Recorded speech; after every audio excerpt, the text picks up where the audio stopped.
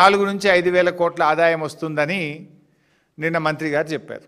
నేను చెప్పలే, శ్రీధర్ బాబు గారే చెప్పారు. స్పష్టంగా చెప్పిన ప్రెస్ మీట్లో మేము ఈ 9,292 ఎకరాలు అమ్మేస్తున్నాం, రిజిస్ట్రేషన్ వాల్యూలో 30% కడితే మాకు 4-5 కోట్ల ఆదాయం వస్తుంది అన్నారు. మరి నిజంగా ఈరోజు ఆ 9,292 ఎకరాల భూమి విలువ ఎంత ఈరోజు మార్కెట్లో? ఖచ్చితంగా 5 లక్షలకు తగ్గదు. 5 లక్షల కోట్ల రూపాయల విలువ కలిగిన భూమి. మరి నేను అడుగుతా ఉన్న శ్రీధర్ బాబు గారిని, ఈ ప్రభుత్వాన్ని, ఈ 5 లక్షల కోట్ల విలువ కలిగిన భూమిని 4-5 వేల కోట్లకే ఎందుకు కట్టబెడతా ఉన్నారు? అంటే మిగతా 4,95,000 కోట్లు స్కామ్ కాకపోతే ఏంటి? దాన్ని ఏమనాలి? మీరే చెప్పింది కదా 4-5 వేల కోట్లే వస్తాయని. ఈరోజు బహిరంగ మార్కెట్లో ఈ భూమి విలువ 5 లక్షల కోట్లు. 5 లక్షల కోట్ల విలువ కలిగిన భూమిని ఎందుకు 4-5 వేల కోట్లకే కట్టబెడుతున్నారు? దీని వెనుక ఉన్న మతలబేందో చెప్పాలి. ఈరోజు మంత్రి గారు ఇంకోటి బుకాయించే ప్రయత్నం కూడా చేసిండ్రు నిన్న.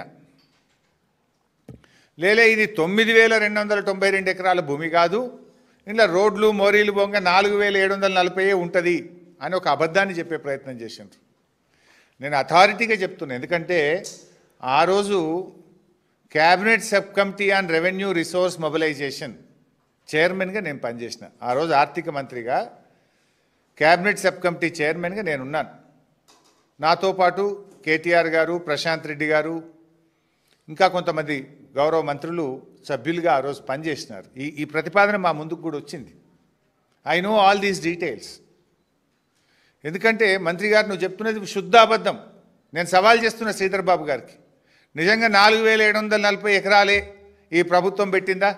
దీని మీద బహిరంగ చర్చకు నువ్వు సిద్ధంగా ఉన్నావా? సగం మోరీలకు పోతుంది, రోడ్లకు పోతుందని ఇట్లా బుకాయించంగా ఇక ఎదుటోడేం మాట్లాడాడు వానికి ఏం తెలియదు అనుకుంటున్నావా? మేము కూడా ఆ రోజు ప్రభుత్వంలో ఉన్నాం కదా.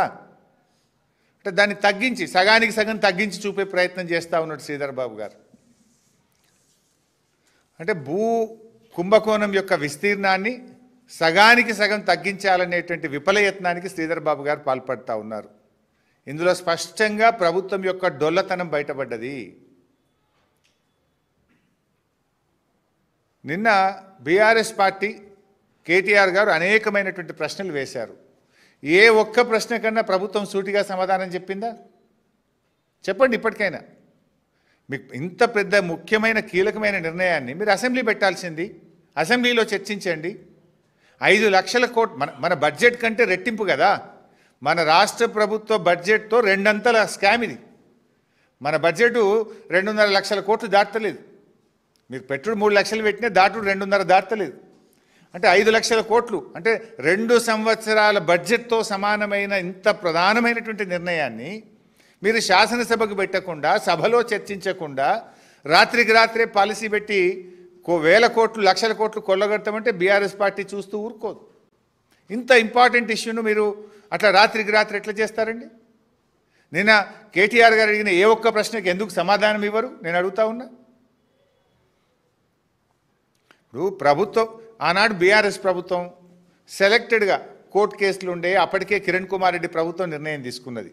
ఆ భూములు ఆజామాబాద్ భూములు వాళ్ళకి ఇవ్వాలని కిరణ్ కుమార్ రెడ్డి ప్రభుత్వం నిర్ణయం తీసుకుంది.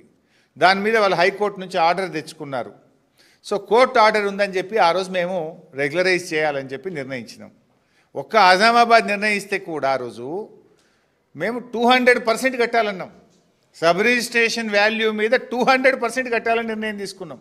అంటే మీకు బాగా అర్థం కావాలి, ప్రజలకు అర్థం కావాలంటే అక్కడ ఒక గజం 100 రూపాయలు ఉందనుకోండి. 100 రూపాయలు సబ్ రిజిస్ట్రేషన్ కార్డ్ వాల్యూ, మనం రిజిస్ట్రేషన్ ఆఫీస్లో పోయి ఫీజు కడతాం కదా, ఆ కార్డ్ వాల్యూ 100 రూపాయలు ఉందనుకోండి. ఆ రోజు 200 రూపాయలు రాష్ట్ర ప్రభుత్వానికి కడితే మీకు ఆ భూమిని ఫ్రీ హోల్డ్ చేస్తాము అని ఆనాడు బీఆర్ఎస్ ప్రభుత్వం నిర్ణయం తీసుకుంది. ఇవాళ కాంగ్రెస్ ఏం నిర్ణయం తీసుకుంది? అదే 100 రూపాయలు రిజిస్ట్రేషన్ కార్డ్ వాల్యూ ఉంటే మీరు 30 రూపాయలు కట్టండి చాలు, మీకు ఫ్రీ హోల్డ్ చేస్తాము అంటుంది కాంగ్రెస్ పార్టీ. అంటే ఎంత లుక్సాన్ అవుతుంది గవర్నమెంట్ ఖజానాకు? గజానికి 170 రూపాయలు లుక్సాన్ అయినట్టేనా? మేము 100 ఉంటే 200 కట్టమని మేమన్నాం. మీరేమంటున్నారు? 100 ఉంటే 30 రూపాయలు కట్టండి చాలు, మీకు ఫ్రీ హోల్డ్ చేస్తాం, ఈ భూమి మీకు దారాదత్తం చేస్తాము అంటున్నారు. అంటే 170 రూపాయలు నష్టమవుతుంది కదా. నేను జస్ట్ టు అండర్స్టాండ్ చెప్తా ఉన్నా. అందుకే 5 లక్షల కోట్లు రావాల్సిన చోట 5,000 కోట్లు మాత్రమే వస్తాయి అని మంత్రి గారు నిన్న ఉన్న నిజాన్ని మంచిగా కుండబద్దలు కొట్టినట్టు బయట పెట్టిండు.